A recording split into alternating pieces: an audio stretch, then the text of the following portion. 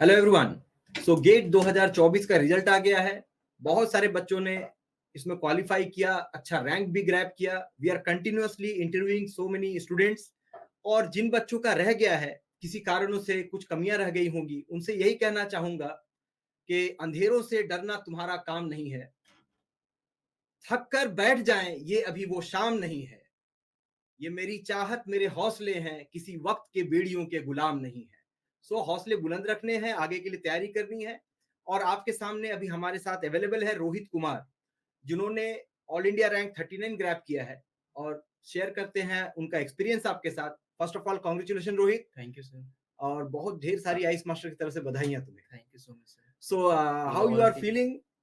Sir पहले तो मतलब मैं अपना एक्सपीरियंस बताना चाहूँगा कि after result declared I didn't understand that whether I have got the 39 because after the GATE exam we are very much मतलब कंफ्यूज थे कि कितना स्कोर हाईएस्ट जाएगा, क्योंकि इस बार बहुत कम भी गए, 85 गए, यूजुअली 95 96 जाते थे। यस। तो सबको एक्सपेक्टेशन था कि रैंक 100 प्लस जाएगी इस स्कोर पे। यस। तो वो एक अच्छा एक अचीवमेंट और एक अच्छा सरप्राइज गिफ्ट टाइप हो। ओके। वैसे रैंक प्रेडिक्टर में तो चेक किए होगे ना शायद पहले?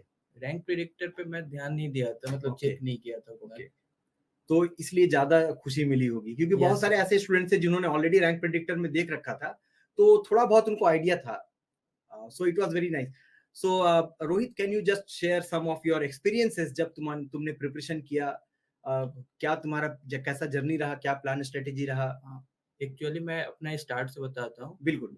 In the college first year मैं पास आउट आईआईटी खड़गपुर से हूँ, बीटेक सिविल इंजीनियरिंग से। तो फर्स्ट ईयर में तो मोस्टली कॉलेज में ऐसे जो भी करना था एक्टिविटी या एक्स्ट्रा करिकुलर वैसे करते हैं। उसके बाद सेकेंड ईयर में most of the students get funded from the seniors. So after that we are exploring which theme we have to take in the future. तो मेरे को धीरे धीरे सिविल अच्छा लगने लगा। Even after the first year I was getting converted to mechanical because my CG was good enough to get in the mechanical.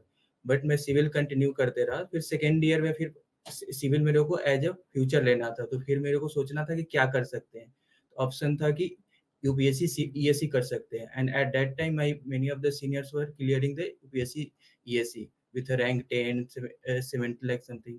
सो उनसे motivated होकर फिर मैं सिविल इंजीनियरिंग सर्विस का प्लान किया। बिल्कुल, बहुत बढ़िया। उसके बाद से मैं आईएएस मास्टर का फिर उस समय ऑनलाइन कोर्स नहीं हुआ करता था, ये प्री कोविड का है, तो ऑनलाइन कोर्स नहीं होता था, तो मैं आईएएस मास्टर का पोस्टल पैकेज मंगाया था। अच्छा।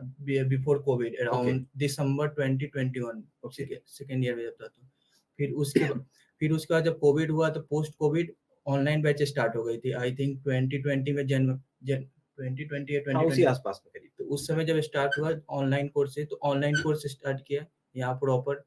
तो ऑनलाइन कोर्स से थर्ड ईयर के सेकेंड सेमेस्टर से स्टार्ट हुआ था, उस समय से लेकर फोर्थ ईयर तक कंप्लीट तक था।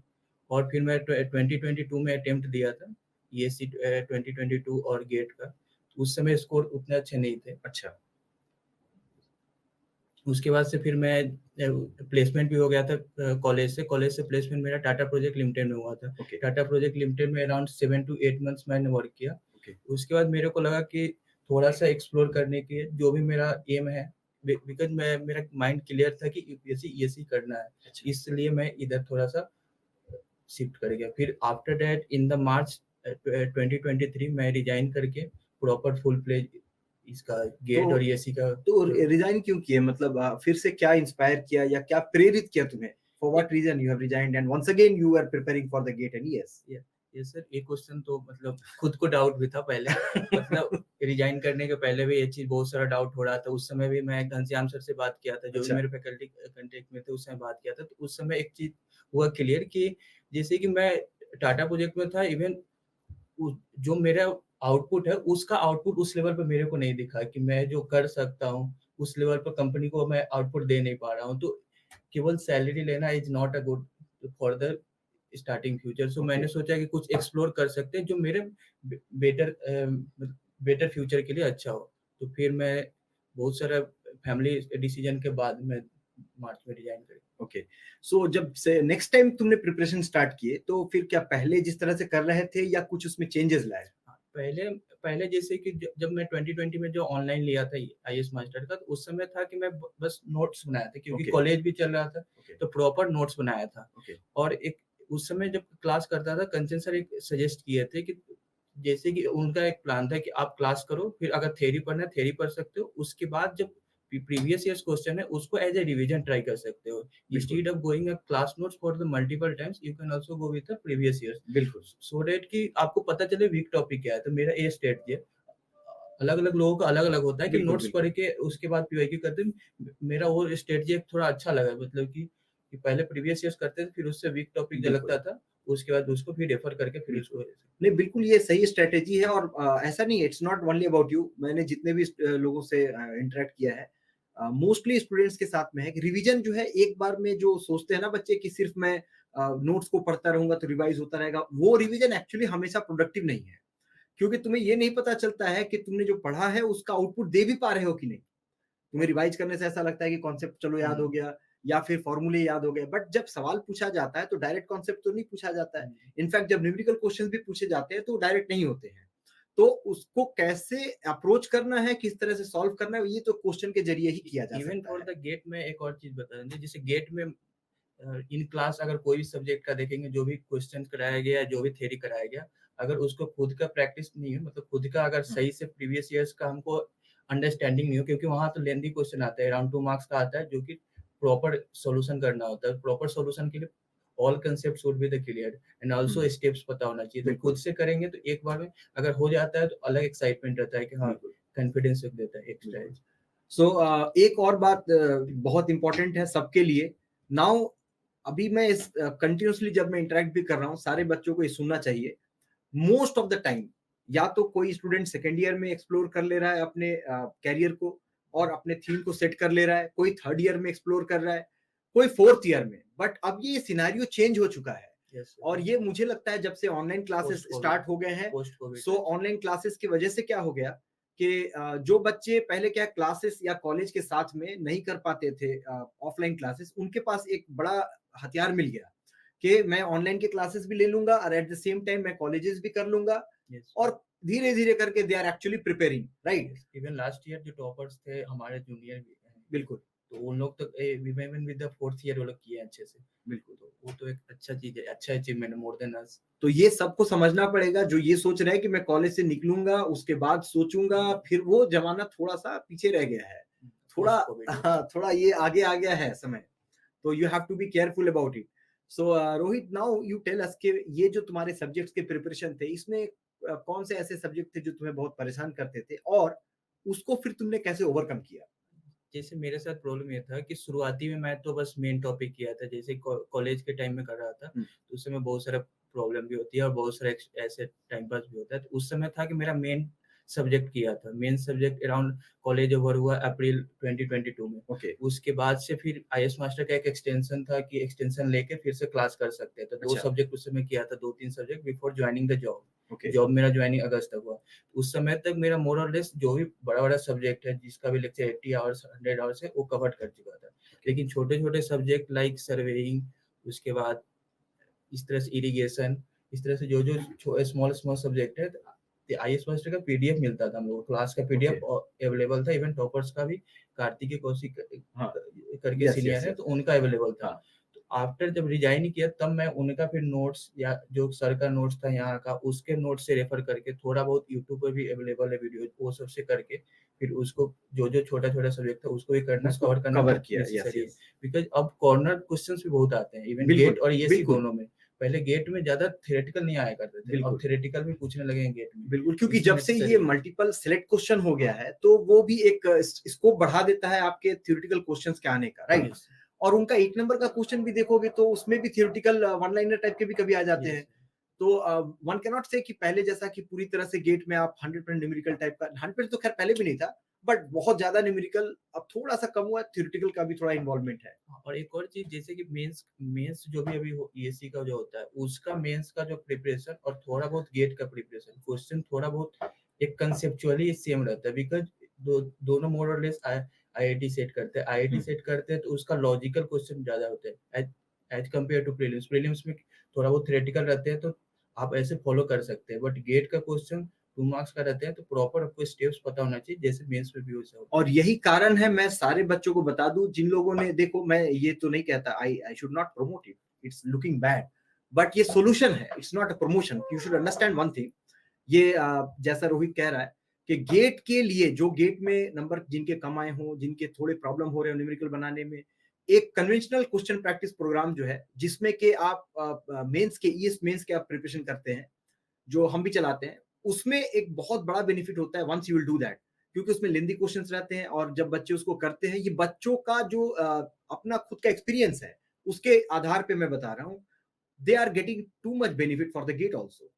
है। जो तुमने बताया मैं उसी के आधार पे बता जैसे रहा हूँ। मैं 2 मार्क्स अगर कोई अटेम्प्ट बिल्कुल। करता है इन एग्जाम पता नहीं होता है कि at the end whether I am getting the whatever the answer it should be, because एक रेंज देता है, बहुत मिनिमल रेंज रहता है। बिल्कुल। तो वो पता होना चाहिए कॉन्फिडेंस, क्योंकि बनाते-बनाते around 1 and half minutes 2 minutes हर क्वेश्चन में लगते हैं। राइट। तो एक कॉन्फिडेंस 60 सेकंड 90 राइट। सेकंड के लिए होना चाहिए। Right. Otherwise after serving half question फिर बोर हो जाते हैं। और राइट। दूसरा चीज एक और कर सकते हैं, अगर गेट हम दे रहे हैं तो गेट बुकलेट को भी प्रॉपर हम लोग फॉलो कर सकते हैं, question by question. Okay. Like 1 2 3 4 5 कोई भी क्वेश्चन फॉलो करे तो 1 मार्क्स कर दे। लेट्स अज्यूम हम फर्स्ट गो में क्या किए, केवल हम लोग उसका डाटा पुट किए, ओके। लेकिन अगर सेकेंड गो हम जा रहे हैं, सेकेंड गो में फिर से हम उस क्वेश्चन को शुरू से रीड करना पड़ेगा। इंस्टेड अगर हम लोग बुकलेट में ही अगर लिख ले रहे हैं कि हाँ ये डाटा है, तो सीधे मेरे को स्ट्राइक करेगा कि अब इसमें कंसेप्ट क्या लगाना है। अच्छा। जो भी 10 सेकंड 20 सेकंड सेव हो रहा है, वो एक सेव होते चला जाएगा। बुकलेट ट्राई करें एक ही, मतलब अगर पॉसिबल हो तो एक बुकलेट ले, क्योंकि after taking a second booklet you have to return first booklet. तो ओके। फर्स्ट बुकलेट, एक बुकलेट में ही अगर ट्राई करेगा हो जाए पूरा कवर, एक पूरा सीक्वेंस में हो जाता है कि हम कौन क्वेश्चन अटेम्प्ट किए हैं, कौन सा क्वेश्चन में हम लोग फिर से रिव्यू कर सकते हैं। अच्छा। ये ऑफलाइन अगर ये सी होता है तो इसमें प्रॉब्लम नहीं होता है, लेकिन ऑनलाइन में ये प्रॉब्लम होती है। डेस्कटॉप पर एक बार में एक क्वेश्चन आते हैं, हमको ये प्रॉब्लम आती है कि कौन क्वेश्चन में हम कहाँ तक गए थे, फिर क्या प्रॉब्लम था, क्या गलती हो सकता है, मिस्टेक्स ये कर सकते हैं। ये बहुत इंपॉर्टेंट पॉइंट है, मैं यहाँ पे रोक के सबको बताऊंगा, जो भी व्यूअर होंगे इसको जरूर रिपीट करके सुनना, बिकॉज एग्जीक्यूशन पार्ट से Rohit is the first one sharing this, कि किस तरह से एग्जीक्यूशन के समय आपको बुकलेट का यूज करना है, क्योंकि ऑनलाइन एग्जाम होता है, जिससे कि आप थोड़े समय बचा सकते हैं। हाँ, और अपना 10-10 सेकंड में बहुत मायने रखता है, करता बिल्कुल बाद में। बिल्कुल। अच्छा ये बताओ कि गेट का जब एग्जाम दे रहे थे उस समय, देते समय हाउ यू आर फीलिंग, कि शायद अच्छा आ जाएगा, या कुछ ऐसा थॉट नहीं था उस समय? एक्चुअली मैं first 2 and half hours very comfortable, मतलब Okay. मेरे को बहुत अच्छा लगा कि हाँ 2 एंड हाफ आवर्स एज जैसे रूम पे देते थे, मैं रूम पे 2 या 3 टेस्ट सीरीज 2022 का दिया था, 2021 का ऐसा दिया था, बस 2 या 3 Okay. वैसा कंफर्टेबली दिया था कि पूरा अच्छे से। लेकिन 2 एंड हाफ आवर्स के बाद देखा कि मेरा बहुत सारा क्वेश्चन बना नहीं है। एक्चुअली अच्छा। अटेम्प्ट ही मेरा कम था, मेरा एक्यूरेसी परफेक्ट था इस बार में? हाँ, अटेम्प्ट बहुत कम था, एक्यूरेसी वाज परफेक्ट। ओके, तो थोड़े पैनिक हो गए तो होगे। थोड़ा पैनिक हो गया, बिकॉज़ Okay. मैं पहले से कंसीडर करके गया था कि आईआईएससी बैंगलोर बहुत बार थ्योरेटिकल पूछते हैं, ओके। तो थोड़ा-सा टफ पूछ सकते हैं। मेरा हाँ। एक पहले से प्री-ज्यूम था जो नहीं होना चाहिए था। तो वहाँ पर हाफ आवर्स, जो लास्ट हाफ आवर्स बचा, तो उसमें दिखा कि अब क्वेश्चन बहुत ज़्यादा अटेम्प्ट करना है। इवन मैथ्स के क्वेश्चन बहुत सारा ईज़ी क्वेश्चन नहीं कर पाया। तब जब पैनिक हुआ तब ज़्यादा अटेम्प्ट होने लगा। तो ज़्यादा अटेम्प्ट में उसमें ज़्यादा एक्यूरेसी खराब हो गया। Otherwise 2 and half okay. Hours बहुत कंफर्टेबली जैसे रूम पे दिया था, वैसा वहाँ दिया। तो अच्छा ये जब हो गया, after all you have you know gain the experience from, तो ऐसा कुछ अभी मैं पूछूं कि चलो मैं दोबारा तुमको वो देता हूं अटेम्प्ट करने के लिए, अगर दोबारा मौका मिले तो क्या ठीक करना चाहोगे? क्योंकि एग्जीक्यूशन के पार्ट से बात कर रहा हूं मैं ये। हाँ, वही सर, वही बात बता रहा है कि जैसे कि ये थोड़ा बहुत लक बेस्ड है गेट का एग्जाम, ये मैं एग्री करता हूँ। इसलिए क्योंकि उस on the day of the exam your how your mind is working, because बहुत सारा कंसेप्ट उस समय काम नहीं भी कर सकता है। अगर कंसेप्ट उस समय अगर दिमाग में नहीं आया तो एक क्वेश्चन 2 नंबर, इवन आप देखोगे कि रैंक रैंक जो होता है मेरा 77.19 है और अच्छा। किसी का 77.79 या समथिंग, मतलब 0.5 का डिफरेंस और 5 का रैंक डिफरेंस है। ओके। थोड़ा सा नंबर से भी रैंक डिफरेंस बहुत आ रहा है, तो इस तरह से ऊपर जाने पर और ज्यादा डिफरेंस आएगा। तो ऑन दैट डे क्या कैसा माइंडसेट है और क्या आपका सॉरी स्ट्रॉन्ग टॉपिक है, उससे अगर क्वेश्चंस आ गए तो अच्छा है। बहुत बार ऐसा होता है कि थ्योरेटिकल, अगर जैसे मेरा थोड़ा थ्योरेटिकल वीक है, अगर थ्योरेटिकल से ज्यादा आ जाते तो मे बी मेरा और स्कोर खराब आ सकता था। अगर थोड़ा सा और न्यूमेरिकल हम अच्छे से, मतलब स्पीड शुरू से मेंटेन किए रहते तो थोड़ा सा और अच्छा हो सकता था ऐसा। अच्छा, पर ये स्पीड मेंटेन से रिलेटेड मैं पूछ रहा था, I didn't get the answer, मतलब मैं ये पूछ रहा हूँ कि सब कुछ जैसा है वैसा ही रहे, जो तुमने तैयारी की है सब कुछ वैसा रहे। ये जो तुम्हारे साथ एक हुआ अभी कि तुमने शुरुआत में बनाए क्वेश्चन और बाद के लास्ट के आधे घंटे में जो पैनिक होके कुछ अटेम्प्ट किए, इसको बारीक कुछ तो इसमें चेंजेस किया जा सकता है। जैसे मैं समझता हूँ अब रिजल्ट के बाद कि ये समझता हूँ कि जैसे मैं 2.5 आवर्स दिया, हाफ आवर्स भी अगर लास्ट वाला भी देता तो और अच्छा हो सकता था, ओके क्योंकि उसी फ्लो में एक्यूरेसी मेरा सही था। ओके बाद में instead of attempting more, because मेरा कंसीडर था कि 95 96 हाईएस्ट जा सकता है, ओके तो अकॉर्डिंगली मेरे को अटेम्प्ट करना था कि 90 प्लस अटेम्प्ट। सो दो बातें यहाँ से तुम्हें समझनी होगी। पहली बात, कोई भी आईआईटी या आईआईएससी या कोई भी सेट कर रहा हो पेपर, प्री एज्यूम करके मत जाओ, करेक्ट? क्योंकि प्री एज्यूम करके जाओगे पहले से परेशानी हो सकती है। फ्री माइंड जाओ, जो तुमने पढ़ा है just you give your maximum. दूसरी बात, क्योंकि प्री एजम्पशन में, अब देखो दूसरी बात क्या है, प्री एजम्पशन जैसा कि रोहित सोच के गया कि 96 या 95 कुछ भी जा सकता है टॉपर का, तो he was grabbing that instead of giving his maximum, he was trying to achieve something which he don't know कि वो जाएगा भी कि नहीं जाएगा। We can follow this chronology. Firstly, Yes. जैसे हम लोग को 10th 12th में बताया जाता था, firstly passing marks, then 60 marks, Yes. then aim for 70 marks, then 80, then 90. Instead इसको माइंड में ये नहीं सोचना है कि 95 96, ऐसा सोच सकते हैं कि नीचे से कितना ऊपर जा सकते हैं। बिल्कुल, वो माइंडसेट ज्यादा बेटर। हाँ, इनफैक्ट ये सब पहले से प्री एज्यूम करने के कारण तुम्हारे और भी जो अटेम्प्ट है वो पैनिक सिचुएशन आएगा और पैनिक में गलतियां करोगे, और वो बाद में फिर बड़ा रियलाइज होता है कि यार थोड़ी सी मेरी गलती की वजह से, क्योंकि 5 6 7 8 नंबर से ऐसे ऐसे लोग छट जाते हैं, फिर रैंक कम आता है, फिर उनको अच्छा नहीं लगता है। तो ये चीजें थोड़ी सी नॉलेज डिफरेंस बहुत ज्यादा नहीं होता है। इवन रैंक 5 और रैंक 100 मोर और लेस सेम होता है, एग्जीक्यूशन डिफरेंस होता है। जैसे बुकलेट का यूज करना भी बहुत बड़ी बात है, बुकलेट यूज करना भी एक उस तरह से बुकलेट यूज करे। एग्जाम के डे में क्या कुछ मतलब इग्नोरेंस भी होना चाहिए, एग्जाम डे में डिस्टर्बेंस भी होता है, वो सब चीज को भी बहुत लोगों को इग्नोर करना ज्यादा जरूरी है। नेक्स्ट ये बताओ कि रिवीजन तो तुमने पीवाईक्यू से किया, टेस्ट सीरीज को कितना तुमने यूज किया? जैसे कि टेस्ट सीरीज हम लोग एक दो दोस्त है मेरे कॉलेज के भी, कुछ और बाहर के दोस्त, एक होता है कि टेस्ट सीरीज हम लोग यहाँ दिए, मैं मोस्टली ईएससी का दिया, ईएससी प्रीलिम्स का दिया हूँ, गेट का कुछ टेस्ट दिया हूँ और कुछ प्रीवियस ईयर्स। मेरा था कि प्रीवियस ईयर्स मतलब 2021 2022, क्योंकि टाइम नहीं मिला था लास्ट में, तो उसका गेट का तो 2-3 ही दिया था, लेकिन वो परफेक्टली दिया था। इवन जो मेरा शिफ्ट था, जो भी 9:30 to 12:30, उस शिफ्ट में प्रॉपर बैठ के दिया हूँ। एक दिन पहले प्रॉपर जैसे मतलब एक उस सेम इन्वायरमेंट क्रिएट करके देख सकता हूँ कि हाँ सुबह उठ सकते हैं या नहीं, ऐसा ही होता है प्रॉब्लम। तो वो प्रॉपर इन्वायरमेंट में एक बार देख के देखा था, जो भी नंबर आया उसको एनालाइज किया, उसको बस रेक्टिफाई करते गया, जो भी 2-3 टेस्ट में रेक्टिफाई, उसका एक एग्जीक्यूशन, उसी से एग्जीक्यूशन पावर पता चला था कि बुकलेट कितना पेज का आता है, कैसे हम लोग उसको एग्जीक्यूट कर सकते हैं, एक उस समय सीखने को मिला था। अच्छा, सो जब ये प्रिपरेशन या टेस्ट सीरीज वगैरह जब देते थे, तो अभी बहुत बड़ा एक मतलब ये बेसिक क्वेश्चन है, जैसे टाइम है पब्लिक का पढ़ने का, कोई 9 घंटे पढ़ता है, कोई 10 घंटे पढ़ता है, या कोई बड़ा डिसिप्लिन्ड वे में पढ़ता है। तुम ये डिसिप्लिन्ड वे टाइम टेबल को अपनाते थे, या जस्ट एक होलिस्टिक अप्रोच था कि 1 वीक में मुझे इतना कवर कर लेना है? मतलब एक्चुअली प्लान कैसा रहता था, कि डेली बेसिस का प्लान, या विद इन ए वीक का प्लान, या एक 15 दिन का प्लान? कुछ एक तो प्लान लेके चलते होगे ना? जैसे मैं तो 2 फेज में प्रिपरेशन किया हूँ। एक तो during the BTech 4th year, तो उस समय जैसे टाइम मिलता था, इवन हम लोग का ऑनलाइन था, तो उस समय कॉलेज को बैलेंस कर सकते थे, तो कॉलेज को बैलेंस हो जाता था, उस समय पैरेलली हम लोग क्लास भी देख सकते थे। मतलब एक मिनट, मैं ये बताना चाहता हूँ, ये हो गया तुम्हारे वो जो स्टूडेंट्स हैं जो ऑलरेडी कॉलेजेस में है, राइट? कि क्लास वगैरह करना और उसके अलावा फिर टाइम निकाल के और अपने प्रिपरेशन को टाइम देना, क्योंकि ऑनलाइन वाले लेक्चर्स आई थिंक वो क्या बोलते हैं, रिकॉर्डेड भी अवेलेबल होता है। बिल्कुल आप 2 बार देख सकते हैं रिकॉर्डेड। इवन आपको बहुत सारा सब्जेक्ट अगर स्ट्रांग है तो 1.5 पे भी देखते हैं, क्योंकि बेसिकली हमारा नोट्स बनाना है। बिल्कुल नोट्स बनाने से एक माइंड क्लियर होता है कि क्या-क्या।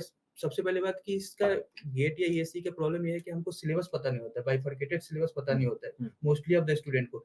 इवन गुड सीजीपीए भी अगर किसी को स्कोर होता है, उसको भी अच्छे से पता नहीं होता है। तो पहली बात है कि पता होना चाहिए क्या-क्या हमारे सिलेबस में है, क्योंकि कॉलेज सिलेबस और गेट और ईएससी का syllabus is totally different, means multiple types we can say. तो हमको पहले सिलेबस पता करने के लिए प्रॉपर नोट्स होगा। दूसरी बात कि अपना नोट्स होने से एक होता है कि दिखा हुआ लगता है, एक चीज को 2 बार 3 बार जब देखते हैं तो पता होता है ये फार्मूला कहाँ पे है, तो प्रॉपर हम लोग देख सकते हैं। इवन शॉर्ट नोट्स भी बनाते हैं बहुत लोग। ओके, फिर जब ये कॉलेज के समय खत्म हो गया, तो बाद में जब प्रिपरेशन कर रहे थे, इनफैक्ट आने के बाद, वहां जॉब से छोड़ के आने के बाद, तब क्या प्लान रहता था? जॉब के आने के बाद तो मैं पूरा मोस्टली सेल्फ स्टडी किया था। तो सेल्फ स्टडी में था कि एक वीकली प्लान होना चाहिए, मोस्टली वीकली और मंथली जो भी प्लान है मंथली होना चाहिए। और सबसे पहली बात कि ये समझना होगा कि प्रोडक्टिव हमारा 7 डेज में 7 डेज नहीं हो सकता है। Yes, because we are not the robot कि हम लोग बस रोज-रोज ऐसे उठ के, उससे क्या होगा कि अगर हम जबरदस्ती 10 घंटा पढ़ भी रहे हैं, तो बर्न आउट हो जाएंगे आफ्टर 1 मंथ 2 मंथ, जब भी बर्न आउट हो बिल्कुल जाएंगे। होना है। तो उससे अच्छा है कि हम एक नॉर्मल ह्यूमन बीइंग्स की तरह 5 घंटे 6 घंटे जो भी आपके लिए सूटेबल है, बिकॉज़ सबका माइंड फ्रीक्वेंसी अपनी-अपनी है। किसी ऑब्वियसली। का, जैसे भगवान ऐसे देते हैं ना, किसी का अगर आईक्यू हाई है तो उसको सिटिंग कैपेसिटी कम दी है। हुँ। ये ऐसा मतलब वो बैलेंसिंग है, अपने-अपने हिसाब से है। ये मतलब उसको अपना समझना है कि वीकनेस और स्ट्रांगनेस, ये किसी को दिल पे नहीं लेके ऐसे करना है। यस। तो वो जिसका अपना है, जैसे कि किसी का 6 आवर्स में अगर उतना पीवाईक्यू बन जाता है, बेसिकली हम ऐसा करते थे, मानिए कि 1 इसका गेट का 55 क्वेश्चन प्लस 10 क्वेश्चन आते हैं 3 आवर्स का। हुँ। इन अ डे कम से कम 6 आवर्स 5 आवर्स का वर्क हो, इसके लिए कम से कम 100 प्लस क्वेश्चंस गेट का होना चाहिए। ओके। एक प्रोडक्टिव डे होगा कि हम 6 आवर्स पढ़े।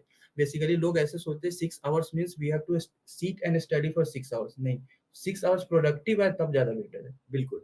इसीलिए बहुत ज़रूरी नहीं है कि अपने कैपेबिलिटी के हिसाब से करना चाहिए, और मैं तो ये भी करता हूँ कि सेल्फ एनालिसिस खुद से कर ले बंदा। उसको पता है कि मुझे इतना कंटेंट कवर करना है, और उसके बाद कब एग्ज़ाम देना है, कब से मैं टेस्ट सीरीज़ लिखना चालू करूँगा, कितना अवेलेबल मेरे पास टाइम है। और फिर वीकली का प्लान बना ले या 10-15 दिन का प्लान बना ले। मंथली प्लान थोड़ा-सा एक रिस्की हो सकता है। अर्ली स्टेज में मंथली प्लान चल सकता है, हाँ, बट लेटर स्टेज में जब आपके सिर्फ 6 महीने बचे हैं, उस समय आप मंथली प्लान पे काम करेंगे तो थोड़ा-सा आप प्रॉब्लम में आ सकते हैं। एटलीस्ट वीकली प्लान पे काम कर सकते हो। हाँ, इसको ऐसा कर सकते हैं, शुरुआती में जैसे प्रॉब्लम आती है, हुँ। शुरुआती में पता नहीं होता है कि हम 1 दिन में कितना पढ़ पाएँगे या नहीं बिल्कुल। पढ़ पाएँगे, तो धीरे-धीरे वो दोनों जितना एग्जीक्यूशन है, जितना प्लान है, मोर और लेस ओवरलैप करने होता है। बेसिकली आप खुद से ऑनेस्ट होने पर हो जाता है, धीरे-धीरे एग्जीक्यूशन में आने लगता है।